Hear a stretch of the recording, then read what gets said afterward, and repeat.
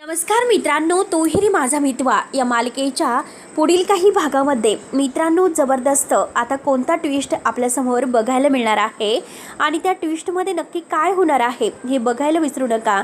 तर त्यासाठी मित्रांनो आता वटपौर्णिमेच्या दिवशी आता अर्णव आणि ईश्वरी यांची आता वडपूजा कशी साजरी होते आणि त्या दिवशी येणाऱ्या भयानक विघ्नातून आता ईश्वरी आपल्या अर्णवला कसं वाचवते, अर्णववर मात्र कोणतं विघ्न येणार आहे आणि अगोदर मात्र वडाची झाडाची पूजा करून ईश्वरीने पकडलेला हा उपवास मात्र आता तिचा कसा सफल होतो आणि त्यासाठी रमाकांतच्या जीवावर उठणाऱ्या वल्लरीला मात्र आता ईश्वरी सगळ्यांच्या समोर रंगेहात पकडणार तर आहेच आणि रमाकांतला धमकावून मारणाऱ्या आणि अर्णवला स्पर्धेपर्यंत पोहोचून न देणाऱ्या सौदामिनी आणि वल्लरीला कसा धडा आता चा अवतार घेऊन शिकवते हे आपण ह्या व्हिडिओमध्ये पाहणार आहोत।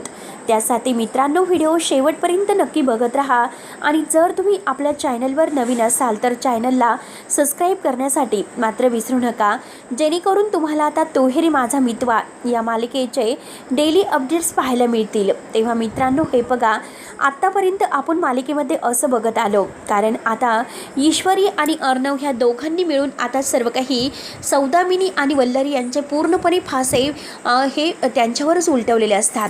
कारण सौदामिनीला असं वाटतं की आता आपण अर्णवचा टेम्पो आता म्हणजे त्यावर कब्जा मिळून अर्णवची सगळ्या जगभरामध्ये बेइज्जत त्याला करूयात, जेणेकरून मात्र तो आता कुणाला तोंड दाखवण्याच्या लायकीचा राहणार नाही आणि स्वतः तो ही कंपनी सोडून जाईल। तेव्हा म्हणून त्याला त्रास देण्याचा आता त्या दोघेही प्रयत्न करत आहे।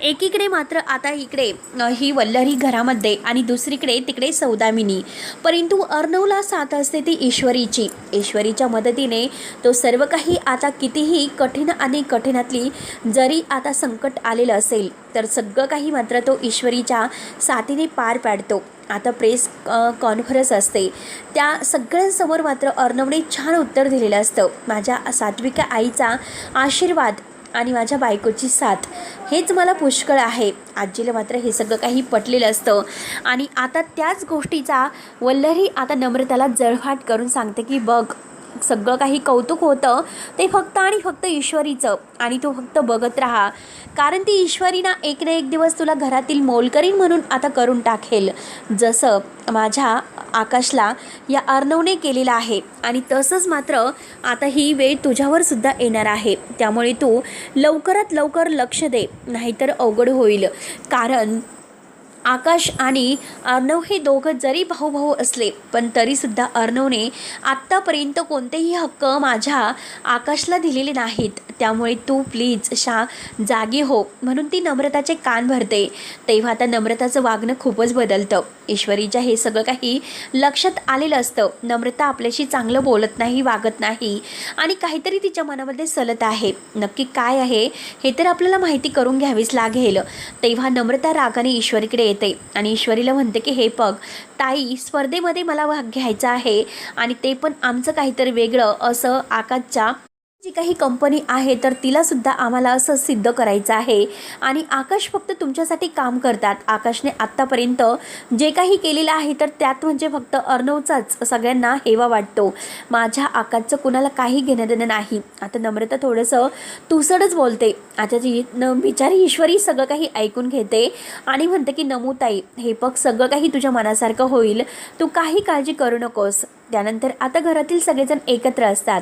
रमाकांत बाबांना आता वल्लरीबद्दल सांगायचं असतं, कारण जे सत्य आता घडलं गेलेलं आहे त्या सत्याचा मात्र रमाकांतला शोध लागलेला असतो, कारण यामागे वल्लरी आहे हे रमाकांतने आता ओळखलेलं असतं। कारण उदयकांतची गाठ घेऊन मात्र रमाकांतने सगळं काही सत्य शोधून काढलेलं असतं आणि उदयकांतला सुद्धा पोलिसांच्या ताब्यात दिलेलं आहे। तेव्हा आता रमाकांत जेव्हा घरी येतो आणि त्याला हे सत्य समजलेलं असतं, परंतु वल्लरीने त्याला धमकावलेलं असतं, जर तू मात्र म्हणजे सगळ्यांच्या समोर काही सांगण्याचा प्रयत्न केलास तर मात्र मी तुझ्या चिंटूला, तुझ्या अर्णवला आणि तुझ्या ईश्वरीला, जसं तुमच्या दोघांचा संसार मी उद्ध्वस्त केला तर तसा म्हणजे सात्विकाला कसं जगातून उठवलं आणि तुला सुद्धा आता ह्या सगळ्यातून उठवलं, तसं तुझ्या ईश्वरी आणि अर्णवचा संसार मी उद्ध्वस्त करेल अशी धमकी मात्र आता ह्या वल्लरीने दिलेली असते। म्हणून आता तरीसुद्धा रमाकांत बाबा हे अगदी आपल्या म्हणजे सगळं काही सोडून वल्लरीला न घाबरता अर्णवला सगळं काही सांगण्याचं ठरवतात. कारण वल्लरी आता बाहेर गेलेली असते सौदामिनीला भेटायला. पण त्याच वेळेस आता रमाकांत बाबांना ही सत्य अर्णवला सांगायचं असतं.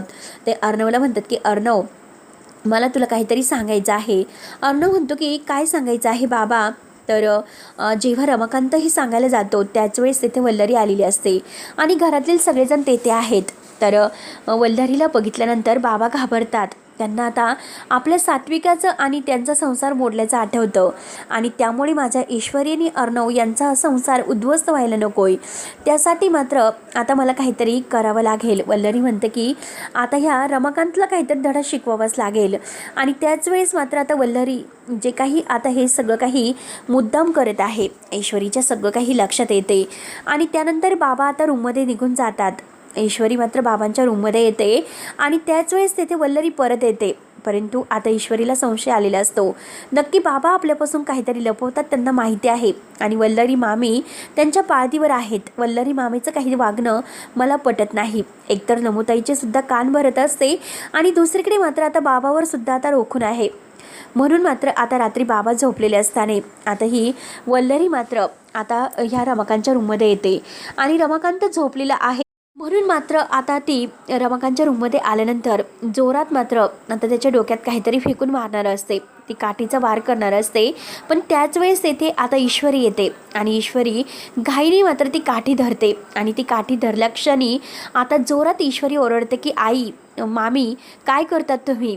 अहो, पटतं का तुम्हाला? तुम्ही का बाबांच्या जीवावर उठलात? तेव्हा वल्लरी फारच घाबरते. वल्लरीला काही कळत नसतं की आता काय करावं. ती म्हणते की अगं, मी इथे बाबांना म्हणजे यांना मारायला नव्हते आले. अगं, इथे उंदीर होता खूप मोठा आणि ते उंदीर मारण्यासाठी मी आले होते. तेव्हा ईश्वरी म्हणते की हे बघा मामी, खोटं बोलू नका. कारण मी माझ्या स्वतःच्या डोळ्यांनी पाहिलं, तुम्ही बाबांना मारायला आला होता. त्यांच्या डोक्यात जोराने काठी मारणार होतात, पण त्याच वेळेस मी तुमच्या हातातील काठी धरली. तेव्हा आता वल्लरीला खूप टेन्शन येतं. वल्लरी मुद्दाम सगळ्यांच्या समोर कांगावं करते. पण ईश्वरीला संशय आलेला असतो. ईश्वरी म्हणते की किती काही झालं तरी आता मामीवर मला संशय आलेला आहे.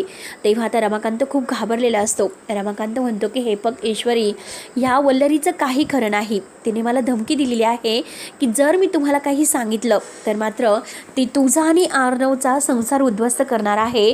तिने जर अर्णवला काही केले तर मी स्वतःला कधीच माफ नाही करू शकणार. ईश्वरी म्हणते की बाबा, तुम्ही काही काळजी करू नका, मी आहे ना. जोपर्यंत मी आहे तोपर्यंत अर्णवच्या केसाला सुद्धा धक्का लागून देणार नाही.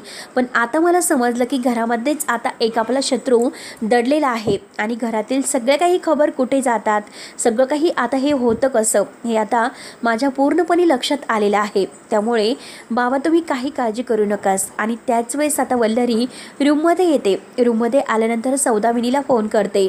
सौदामिनीला फोन करून म्हणते की आत्ताच्या आत्ता ते ईश्वरी आणि अर्णव आपल्या दोघांना ते मध्ये येतात आणि स्पर्धेमध्ये भाग घ्यायला ते तयार झालेले आहेत. पण आता त्या दोघांचा मला काटा काढावा लागेल. त्यासाठी मला तुमची मदत हवी आहे. तेव्हा सौदामिनी म्हणते की ठीक आहे, काही झालं तरी आता त्या अर्णवला किडनॅप करायचं. म्हणून ते काही गुंड पाठवतात आणि अर्णवला किडनॅप करण्याचं ठरवतात. परंतु ईश्वरी धावतच येते आणि धावत येऊन त्या गुंडांना तेथेच मारते.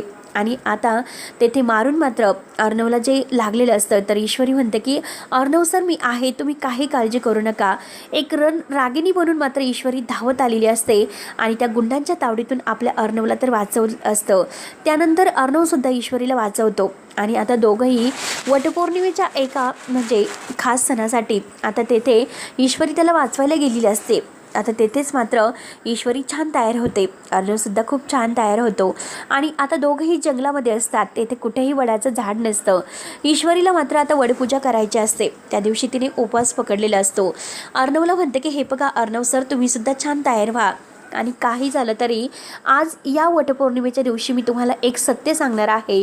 पण त्या अगोदर मला तुमची पूजा वगैरे करायची आहे. कारण 7 जन्म मला हाच पती परमेश्वर हवा आहे. म्हणून मात्र ती अर्णवला तेथे उभं करते. कारण तेथे वडाचं झाड नसतं. ती अर्णवचे पाय धुते. अर्णवच्या पायावर पाणी टाकून हळद कुंकू पायांना लावते. अर्णवला सुद्धा टिळा लावते. अर्णवची पूजा वगैरे करते. त्याचं औक्षण करते आणि म्हणते की हे बघा अर्णव सर, आता तुम्ही स्तब्ध उभं राहायचं. तेव्हा अर्णव म्हणतो म्हणतो की काय करायचं मिसिंदर, तू वेडी आहेस की खोडी आहेस आणि तू काय करतेस. तेव्हा आता ईश्वरी म्हणते की गुपचूप उभं राहा. आणि आता अर्णव उभा राहिलेला असतो तर ईश्वरी दोरा घेते आणि दोऱ्याने मात्र आपण जसं वडाच्या झाडाला 7 फेरे पूर्ण करत असतो तसं मात्र ईश्वरी वडाच्या झाडाला 7 फेरे म्हणजे पूर्ण करायच्या ऐवजी अर्णवलाच मात्र दोरा आता गुंडाळत असते. आणि तेव्हा अर्णव म्हणतो की मिसिंदर, मी काही वडाचं झाड वगैरे नाही. त्यावरती आता ईश्वरी म्हणते की अर्णव सर खूप छान असं उभं राहा. तेव्हा आता ईश्वरीचा पाय घसरतो आणि ईश्वरीला आता अर्णव धरतो आणि म्हणतो की मिसिंदर, इम्पॉसिबल आहे तू. तेव्हा आता ईश्वरी म्हणते की हे बघा सर, वडाचं झाड नव्हतं म्हणून मात्र श्रद्धेने मी पूजा केली आणि ती गोड मानून घ्या आणि 7 जन्म मला तुमची सोबत हवी आहे म्हणून मात्र आज इतक्या मोठ्या संकटातून मी तुम्हाला वाचवलेलं आहे आणि तुम्ही मला वाचवलेलं आहे. त्यामुळे आपली ही जोडी अशीच कायम आता आनंदात राहावी, सुखात राहावी आणि 7 जन्मासाठी मात्र मला तुम्हीच पती परमेश्वर म्हणून हवे आहात. दोघे एकमेकांकडे पाहत असतात. अर्णवने तिचे हात धरलेले असतात. ईश्वरी आणि अर्णव आज इतके छान दिसत आहे, इतके छान मात्र ते तयार झालेले आहेत. आणि त्याच वेळेस आता ईश्वरी मात्र आता मामीचं सत्य अर्णवला सांगणार आहे. बाबांच्या जीवावर उठणाऱ्या मामीला आता धडा शिकवायचा आहे. तुमच्या आईला आणि माझ्या बाबांना आरोप करणाऱ्या आणि त्यांना बदनाम करणाऱ्या बाईचं नाव आहे तर वल्लरी. हे सत्य मात्र आज वटपौर्णिमेच्या दिवशी आता अर्णवची पूजा पती परमेश्वर मानून केलेली असते. अर्णवने सुद्धा तिला आता छान आशीर्वाद दिलेला असतो. पण जेव्हा मामीचं सत्य त्याला समजतं तेव्हा मित्रांनो आता या ईश्वरीने अर्णव यांच्यामध्ये नक्की काय होईल आणि कोणता पुरावा ईश्वरी आता अर्णवला देईल आणि अर्णवला खुश करून शेवटी मामीला मात्र अर्णव स्वतः घराच्या बाहेर काढेल. आता अगदी बघणं रंजक ठरणार आहे. तेव्हा मित्रांनो पुढे नक्की काय होतं बघायला विसरू नका. तोपर्यंत धन्यवाद.